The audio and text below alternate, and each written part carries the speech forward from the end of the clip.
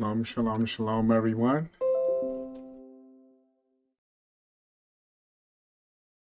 Happy to be able to join you guys tonight. Wasn't sure if I was going to be able to get on here, but everything seemed to be working right.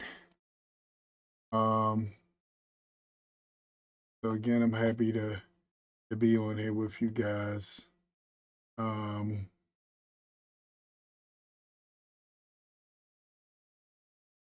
Welcome to my tape with Rosh Ya'acob Abraham. As you see, this is going to be a special one tonight. I'm really, really happy to be reacting to a video from this young lady. She does a lot of good work in the community and really exciting just to be able to get her view and her take on different things and to be able to bring that a little bit forward. All right, so again, introduce you to myself. For those of y'all who don't know me, my name is Rosh Ya'acob ben Avraham. I am the Rabbi at Gethsemane Spiritual Temple Congregation. And on this show, we look at different topics that's going on and we give it a Torah perspective. We give it a Torah perspective so we can see how these things would be viewed through the eyes of the Torah. And again, as y'all seen um, from the opening scene and from the thumbnail, I'm going to be using I'm going to be reacting to a video from Miss Karen Hunter and her famous show, and she does a lot of good work. Really, really proud to be able to call her my sister, and um, just gonna go from there. Like I'm really nervous about this one, guys. Normally I just get on there, I be ready, but that's like tonight has been, yeah. So really excited about this one. Um, so without further ado, we're going to get right into it. We'll go right to our page so we can get right into it. Now in this video, as you're going to see, she's going to be dealing with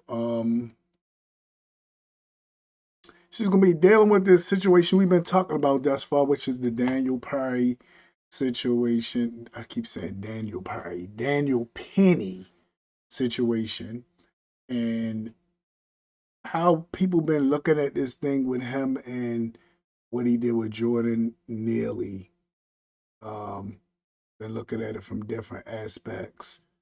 For those of y'all missed the show Friday evening, I took a Torah perspective and dug into the Torah a little bit, looked at the halakha based on committing murder and how that halakha goes.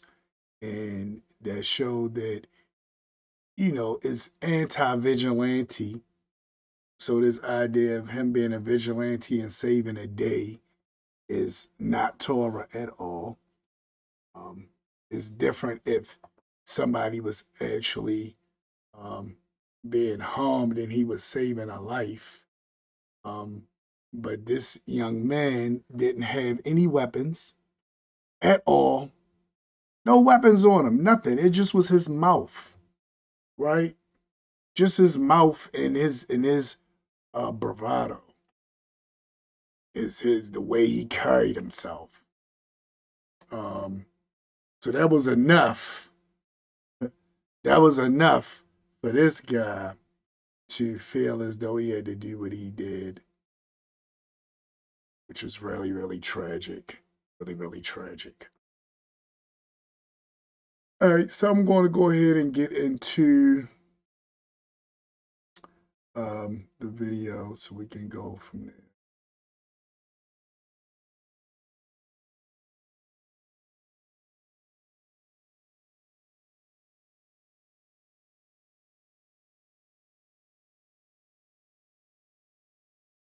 Did they pull an old clip from Hannity?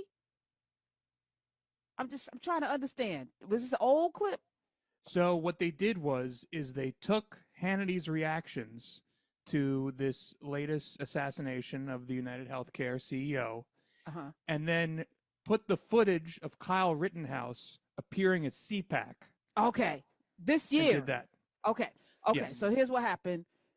Luigi Mangione killed the CEO of United Healthcare, and Fox people are outraged at the celebration of that. But when they had CPAC, they brought Kyle Rittenhouse. So you're going to hear the CPAC, I think it's Charlie Kirk introducing Kyle Rittenhouse, and then you're going to hear the commentary from Sean Hannity and one of his guests talking about how horrible it is that people are celebrating a killer. And I guess what the Daily Show is pointing out is the hypocrisy, which is so right there. Okay, play it.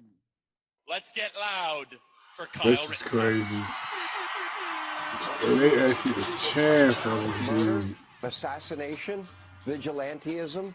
It's wrong, it's evil, it's despicable. There's no hero. Cheering for the murder of an unarmed man is beyond sick. For anyone that sympathizes and empathizes with a murderer, that is completely upside down in our American society. There are people that need to reevaluate their inner soul and their moral compass.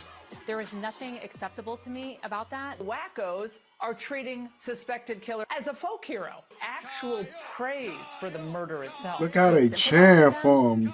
Oh my goodness, they like Kyle. Syndrome in the DSM-V4 and psychiatric treatment, and that's when some people are enamored by That's criminals. crazy. You don't have the right to go out and kill somebody and take, vigilante justice into your hands. So I think it's really disturbing to people across the country as they tune in and hear, people excited and saying there's joy from this. I think it's And then they got the little music chant. Look how they chant for Kyle though. That is crazy. Just elect a criminal. I'm just Shots fired. Add the air horns or the air horns? no. That was really... at the damn CPAC. They had That is They brought him out crazy. to all of that. This Wow. little boy that went across state lines and shot and killed people who weren't bothering him. Not in his house, not threatening any of his property or anything. Wow. He killed people, got off, Mm-hmm. and they invited him everywhere.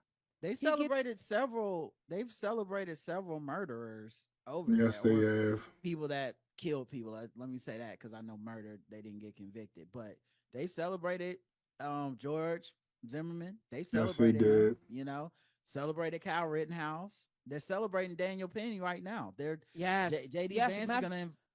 And that's the thing though.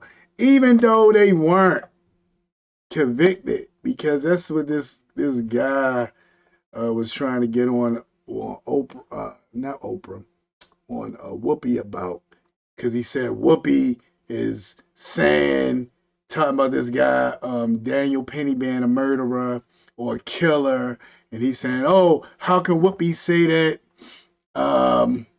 And I was just listening to the guy like, what are you talking about? Like, this is what he did. Like, and then the hypocrisy with me with this is when O.J. Simpson was found not guilty, they said, oh, we got to go by the verdict. We got to go by the verdict, right?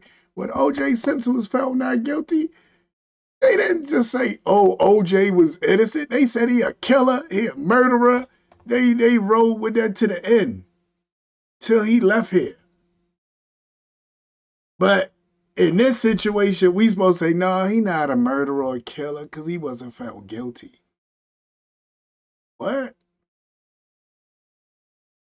So I feel what my brother's saying, and then I heard the other guy saying, I'm just like, it's like we was even through this, we still following these different rules that people don't follow when it comes to us. It's not, they don't follow the same rules.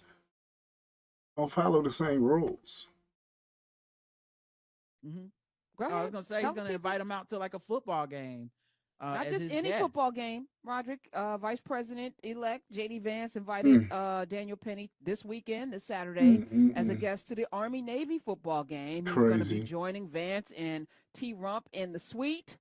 They're going to be in a special suite in Maryland. And then Ron DeSantis is going to be there too. Right. So, like, miss me with that BS about well, we don't exactly. celebrate people. Exactly. This is a terrible time. Exactly. Terrible time. Exactly. This is a terrible time. Yes. You first. Yes. You know, like, because it's not even that I disagree with the sentiment, you know, of the idea of us celebrating death in the streets as if, you know, vigilante justice is justice or whatever. Like, I definitely understand the slippery slope argument, but fam, you at the bottom of the slope. You done slipped. You've been slipping over there for many years. Like, for many to the years. point where I felt like, and I think a lot of black people felt this way, we felt the response to Derek Chauvin murdering George Floyd was the anomaly. That's why people thought it was an inflection point, because we had never seen America collectively say, hey, you went too far. You can't be doing that. Yeah, that's true. Everyone agrees. Donald Trump said it when it first happened. Everybody agrees. So, like, that's why people thought that was an inflection point. Yep. But look, it's back to business as usual. Kyle Rittenhouse, Daniel Penny, like they're floating these guys. They're raising money for these guys. They're inviting them out to public events to be like, look at this hero. And these people are accepting, which says a lot about them as well. Because even if you accidentally killed a man, if the vice president invites you to be a political pawn to make a statement at the Army-Navy game, I'm turning that down, because it's not a heroic thing that happened here. A sad thing happened. Someone lost their life. And that is exactly true. That's why I think that's what really got me with this, because I'm looking at the situation. I'm like, a young man lost his life. We seen him doing a Michael Jackson. This dude was on a train. Some people probably seen him frequent this train. This ain't the first time he was on this train. He been on this train a lot, doing different things.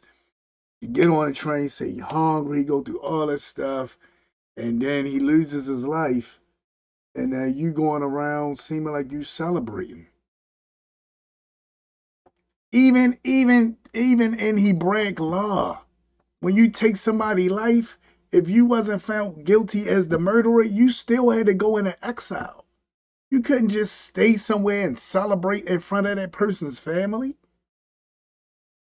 Because according to Hebraic law, if you didn't go to the city of refuge and you was in front of that person's family celebrating, that person's family can take you out. There was no games back then. It was to protect you. Okay, we know you've been found not guilty, right? You didn't do this, right? So this is what we're going to do to protect you. We're going to say, hey, you got to go to this city of refuge. And you got to stay there to the death of the high priest or to the Jubilee year. But if you come back anytime before that and the family catch you, it's over for you. You're not at no ball game celebrating. You're not at no bar taking drinks like what I got on that picture. That's why I used that picture for the cover picture. He's at the bar celebrating his verdict. You're not humbled by it. You don't seem like it bothers you at all. And when I see other people like Jason and others that look at it like it's no big deal, that really bothers me. Even if you take color out this situation, a person is dead that didn't have no weapons. The man was homeless. I seen people making fun, different clips with people making fun of his, oh yeah, his family wasn't there. His family wasn't there. And I'm like, well, dang, his family wasn't there. Well, that's even more. This man was homeless. His family wasn't there for him. He's crying out. He's having a crisis. He said, I'm hungry. I don't got nothing to lose. I'm about to die anyway. I'm going to do what I got to do. If I got to go to jail, I'm going to go to jail. And this guy hands his head. Go back and let's look at Friday's clip. He said he took his headphones off, handed them to the person sitting next to him and said, hold this for me. He don't even say he know the person that was next to him. He just says, hold this for me. goes and sneaks up behind this man and chokes him out until he dies.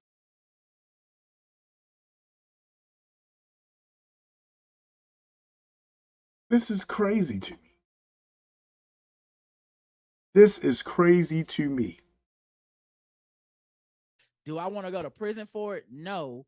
Maybe I thought I was doing the right thing, whatever. But if you really thought you was doing the right thing, there's no celebration in it. It's no celebration. Justice was done. I am able to go back to my life. No celebration. And it's very regretful what happened. Yes. And nothing can change that. But to be out there getting standing ovations and stuff, that says something about the core of your humanity as well. Yes. It you are so definitely spot on, does. And that is a very Caitlin Clark response, Roger Morrow. I appreciate that. You know, me and her, we about it. Yeah. Y'all about it. We're going to talk more about her, but I also want to let you know, and we're going to go to the phones in a second, that for people who aren't familiar with what Daniel Penny did and why this case has become, in my opinion, another example of America's hypocrisy. He was on a train, and an unhoused man named Jordan Neely got on the train. Yep. And it was 2:00 in the afternoon, Broadway Lafayette Street in Manhattan, the 2nd Avenue station. Jordan Neely got on the northbound F train, and he said, "I don't have food." He started screaming, "I don't have food. I don't have a drink. I'm fed up. I don't mind going to jail and getting life in prison. I'm ready to die." Think about it. And then the reports of what people heard. And that's all and that's all subjective, right? So the majority of the people heard this view that she's saying. He got on the train, he said he hungry, don't got nothing to drink, he ain't got nothing to lose.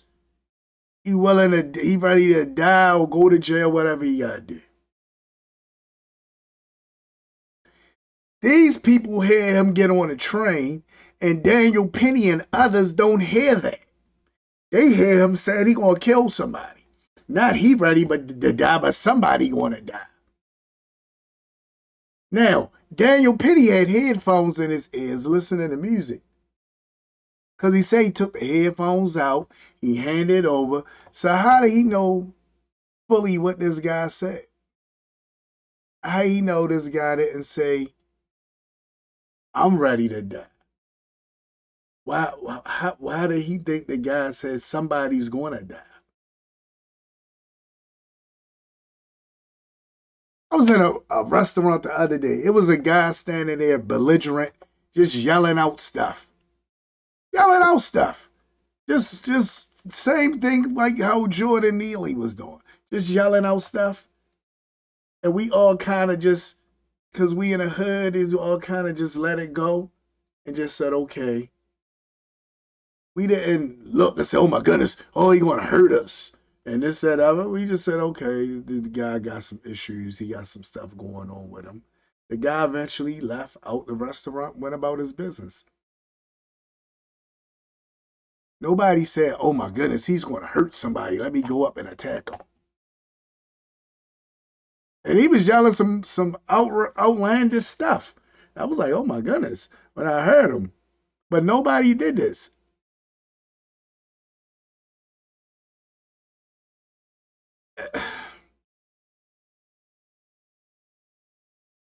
I don't know. It's just, it's crazy to me. It's crazy to me. But just listen how Karen going to explain this. She's going to do an excellent job of explaining. Just listen how she break this down. Now, erratic, absolutely out of his mind. A witness said they heard him say, "Someone's going to die today." So Daniel Penny was on the train heading to the gym, decided that when Jordan Neely said someone's going to die, that he needed to jump in, because he said, part of my worry was if I let him go. And so they asked him, why 5 minutes, 6 minutes? Why did you choke him this long? And he said, part of my worry is if I let him go, an incoming train comes and he's running away. and then he pushes someone onto the tracks. It's part of the reason. Now, this is what he said on that interview. I ain't even look at the interview, but I know this is coming from the interview. When he first talked to the police, he did not say this. It's like now you got time to really sit and think about whatever you want. When he first talked to the police, I was looking at the his interrogation tape. He said he was thinking a guy would turn over and attack him. So he was waiting for the guys to hold his arms so that he wouldn't attack him. Then he lied and said that when he got off of him, he was still alive and moving. When clearly we all seen from the video that he was laying there and was not moving. So he just told all kind of stuff. Like every time he comes, he got a different take or a different view. Now he worried about him running out and grabbing somebody and pushing them on the tracks.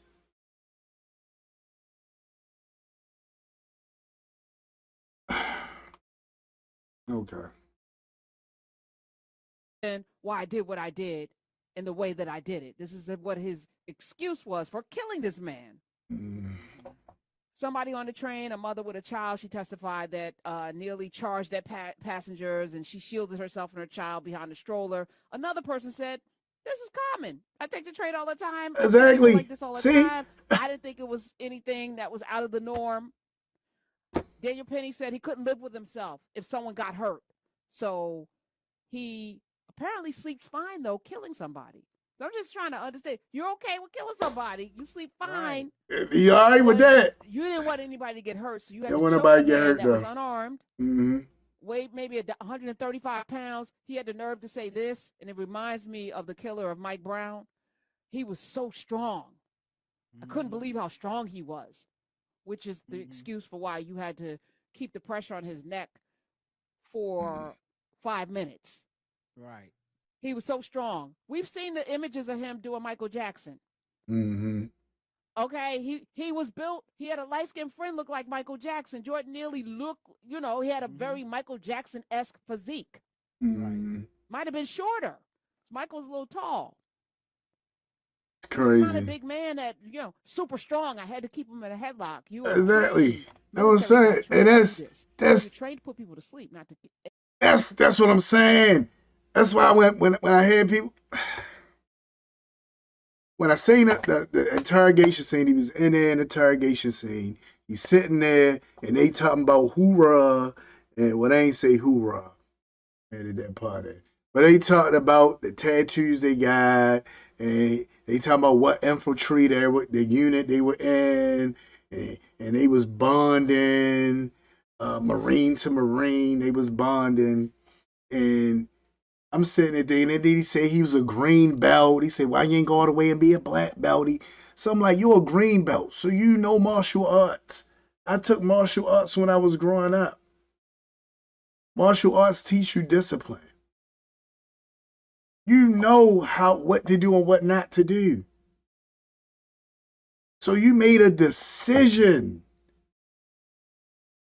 Even when the people tried to pour water on the man to help him come back because they felt like he was about to pass away, you stopped them from pouring water on him to revive him. Like, clearly you were strong. You on your way to the gym. You know martial arts. You a military man. You was trained hand-to-hand combat.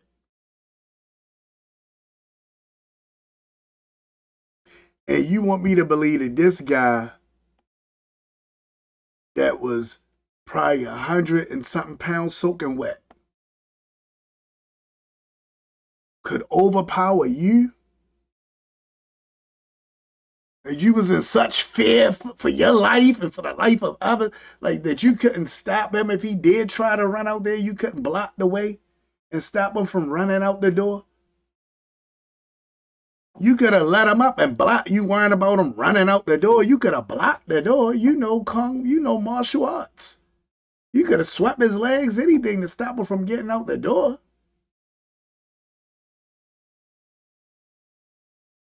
That's why I said it's like one lie after another. You just keep constantly coming up with other things. And it really, really irks me, especially when I see our people try to make it like, oh, he was a hero. He did this, that, and the other. And I'm just like, no, he wasn't a hero. He wasn't a hero. He shouldn't even be walking around feeling like he no hero. And to kill them. You made a choice. Yes. And that you were choosing to be celebrated, to Roderick's point. And now you're choosing to be celebrated. On, Rod. Yeah, it says something about you because I'm a human being. I understand nuance and stuff. I'm willing to entertain something happening and it got out of your control. You know, adrenaline kicks in, you made a bad decision. Fam, this ain't adrenaline. It's been a couple years now. You chose to let these people celebrate you. Mm-hmm. That says something about you, man. You like it's like if an officer shoots someone in the line of fire, there's an understanding of like that might happen and that could be your worst nightmare. But then there's sometimes where officers are like, yeah, you know, and it's like, whoa. That's not why anyone's supposed to get into this game. Like this ain't Die Hard, you know, like this is real life. And so, yeah, I think allowing yourself to be celebrated like that is very telling. The same thing I felt with Kyle Rittenhouse. Like all the stuff that you said is your like rationale of I didn't mean to do this. I left the house. I just thought I was going to help somebody. Yeah. I didn't know da-da-da. It just loses something when years later you're like, and I just got an endorsement deal with Black Rifle Coffee. I'm like, well, now see, that's different. Yeah. Yes. You know what I mean? We've all had to do something in our lives that we just felt we had to do, but we're not necessarily proud of it. It's just like, I did that thing and I'm moving past it. True. That ain't how you don't put a spotlight on yourself and be like, this is going to be me for the rest of my life. It's time to get some endorsement deals. And so, yeah, Daniel Penny's another dude in a long line of these people where it seems like they're going to become a celebrity almost for something heinous. Yes. And financially profit from taking somebody's life, which also then encourages other people to do it. Mm-hmm. There's already a copycat. Luigi got a copycat, but she's been arrested for terrorism. So was in Florida. She threatened or tried to take out another CEO. Now, that's the thing from what Karen was saying about the copycats. That's what the brother was talking about on the first video I did about this when he was talking about black vigilantes, right? He said all of that. He was like, you know, it's like you giving a license to, if you feel threatened, you can feel threatened now. Your life can feel threatened now just by hearing somebody's voice. So if a black man talks too aggressive or loud to you, and it seems like he's threatening you, and he doesn't have any weapons, like, I don't it's really problematic to me. Really problematic to me. Yeah. But that's it for our show tonight. I'm going to end it there. I'm going to leave the Daniel Penny thing alone for a while unless something else come up about it. I had a whole bunch of videos I wanted to look at it, but it's just depressing me. Just keep going on with it. It's really messing with me, so I'm just going to leave it alone. And there was some other things, and then maybe I might come back and look at it again, you know, but I just feel like I'm talking about it too much. But I don't want to ever just let it just dip to the side and forget it. So, like I said, I got a bunch of videos I've been looking at about it that I might react to. But I definitely wanted to react to this one with Karen Hunter. Like I said, I'm really like all the work she did. I got all the information in my description for the video. So if you want to donate to her or her cause or anything she's doing, everything is there in the description. And again, just thank her for continuing to do the work that she does, and yeah, just really happy to be back with you guys again. And I will talk to you guys on Wednesday. So let me go over what we're going to be doing for the last few seconds. All right, so I know I was supposed to have the video for T1, the lone wolf. Sort of put that on there, but having some technical difficulties. That's why it was taking me a minute to get on tonight. So I'm like, just not gonna be able to do the artist of the week tonight. But the artist of the week will be on Wednesday.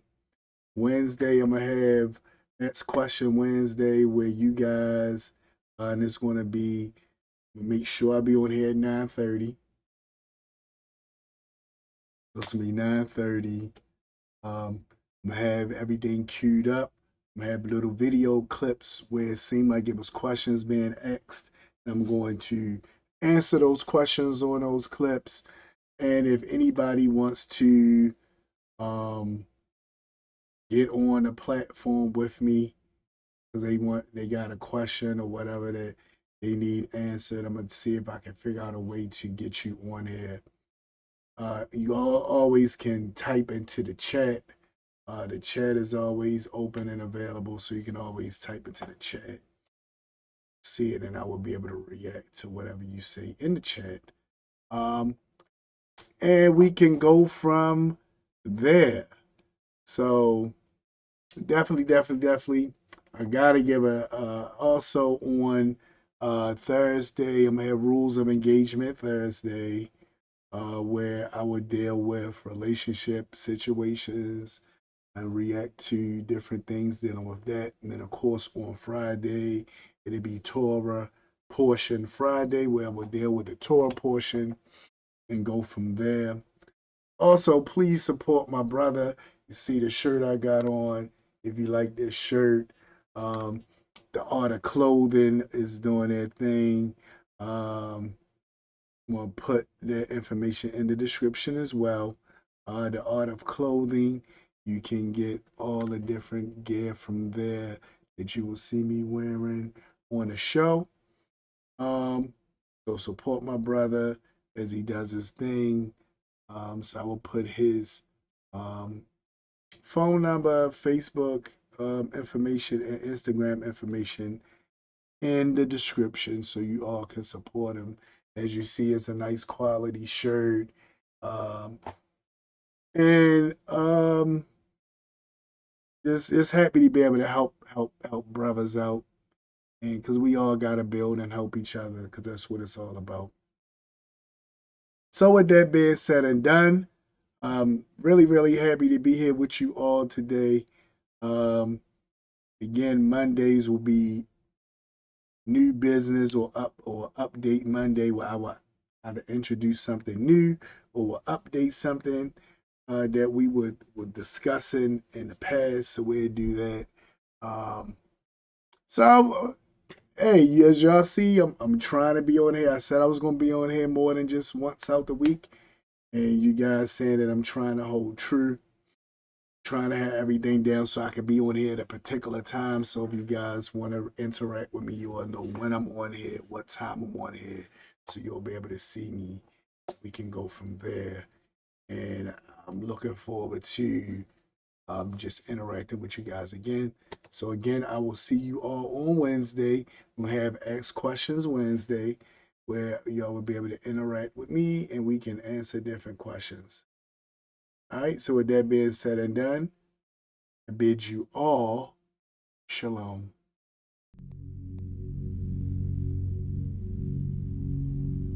Shema Israel.